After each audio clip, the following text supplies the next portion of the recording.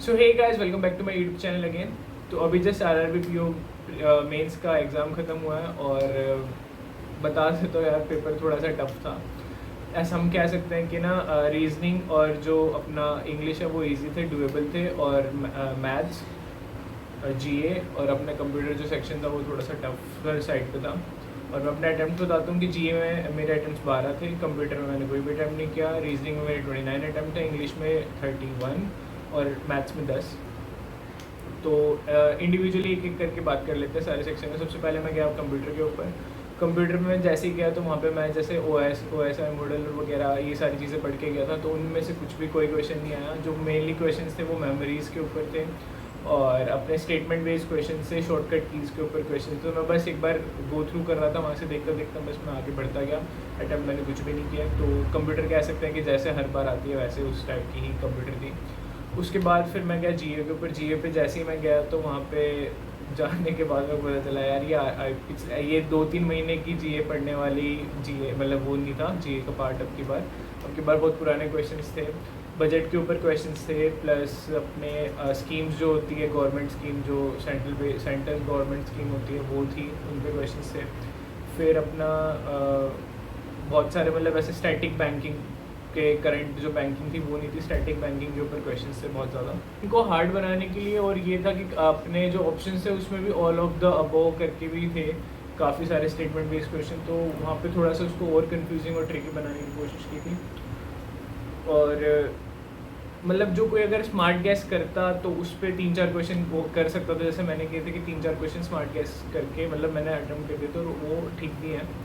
और बेसिकली जो questions budget में मैंने क्वेश्चंस बताए आपको, स्कीम्स के ऊपर क्वेश्चंस थे। एक था G20 यूनेस्को ILO रिकॉर्ड था कि इंडिया किसका पार्ट है, तो मैंने शायद ऑल ऑफ द वो किया उसका।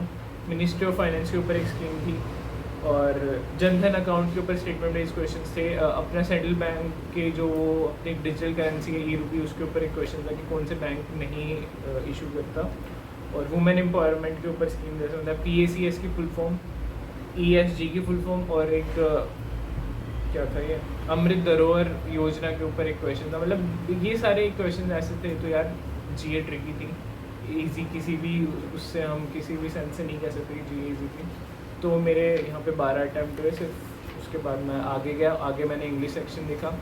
इंग्लिश सेक्शन में जैसे ही मैं गया तो वहाँ पे सबसे पहले मैंने किए थे मतलब 31 अटैम्प्ट है मेरे इंग्लिश में। और उसके बाद मैंने किए थे वहाँ पे ना क्लोज टेस्ट थे पैसेज से, और क्लोज टेस्ट जो थे वो थोड़े से ट्रिकी थे।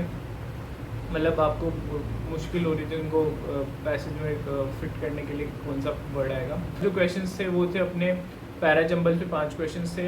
5 क्वेश्चंस इडियम्स एंड फ्रेजेस के ऊपर थे, मैंने कर दिए थे वो, थोड़ा मेरे को ठीक है करने लायक थे।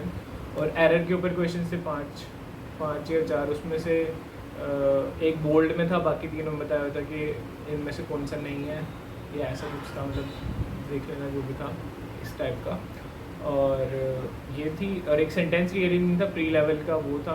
वर्ड स्वैप था, वर्ड स्वैप में एक उसके लिए 3 ऑप्शन थे, तो वो मेंस पैटर्न पे था, वर्ड स्वैप जैसा होता है मेंस वाला वो। और जो थे फिलर्स थे वो भी ऐसे थे, थोड़े से ट्रिकी थे, मेंस पैटर्न पे होते थे जो उस बेस पे था फिलर्स। मतलब इंग्लिश डुएबल थी। बाकी 2 सेक्शन पे जाने के बाद मैंने इंग्लिश तो मेरे को लगा कि हाँ इंग्लिश डुएबल है। उसके बाद फिर मैं गया मैथ्स सेक्शन। तो बस पूछो ही मत यार, मैथ्स तो मतलब मेरे को लगा कि यार क्या लेवल आया था। सबसे पहले मिसिंग नंबर सीरीज़ थी, 5 क्वेश्चन थे, 3 क्वेश्चन बिल्कुल हलवा, 2 क्वेश्चन बहुत मॉडरेट, जिसमें से 1 क्वेश्चन था 4 वहाँ हुए। फिर उसके बाद मैं DI पे गया, बाकी मैं स्किप करता गया कि कौन कौन से DI मैंने मार्क पर रिव्यू कर दिए। तो DI पे गया, एक pie chart plus table DI थी, जिसके ऊपर क्वेश्चंस थे अपने। एक DI थी जिसमें नंबर ऑफ़ कार प्रोडक्शन पे था, और उन पे सोल्ड और अनसोल्ड के ऊपर DI थी, मिसिंग DI थी, मतलब उसमें काफ़ी डेटा मिसिंग था। और पाई चार्ट और उस पर बॉयज़ और गर्ल्स का रेशियो शायद गिवन था, ऐसे समथिंग उस पर वो DI थी। और सिंप्लीफिकेशन वगैरह और कुछ नहीं थी ऐसे, बाकी मिसलेनियस क्वेश्चंस थे। उसके बाद मैं गया रीजनिंग सेक्शन के ऊपर। रीजनिंग सेक्शन में मैंने अपना पूरा जितना भी टाइम था मैंने को लगा यार इस पर देखते हैं, इन्वेस्ट करते हैं। बाकी उसमें सही था कि रीजनिंग डुएबल थी, 29 मेरे अटैम्प्ट से। और रीजनिंग में सबसे पहले इनपुट आउटपुट के 5 क्वेश्चन करे, वहाँ पे वो हो गई। फिर पज़ल आई, प्री लेवल पज़ल थी, जो अपनी डेट बेस्ड होती है ना, 2 डेट और मंथ थे। उसमें 8 सब्जेक्ट थे शायद, 8 बच्चे और 8 सब्जेक्ट, डिफरेंट सब्जेक्ट ऐसा। वो डुएबल थी, होगी थी। एक था कि एक लीनियर नॉर्थ फेसिंग थी आठ पर्सनस की, और उसमें था कि नंबर ऑफ कार्ड्स गिवन थे, तो वो भी डुएबल थी, वहाँ पे वो पजल हो गई थी।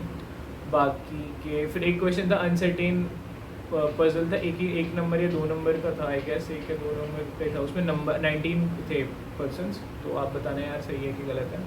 बाकी 1-2 क्वेश्चन और बाकी जितने भी क्वेश्चन थे मिसलेनियस क्वेश्चन से। मिसलेनियस क्वेश्चन में अपने सुलॉग इनइक्वालिटीज़ प्री लेवल फटाफट हलवा क्वेश्चन थे, होते जा रहे थे।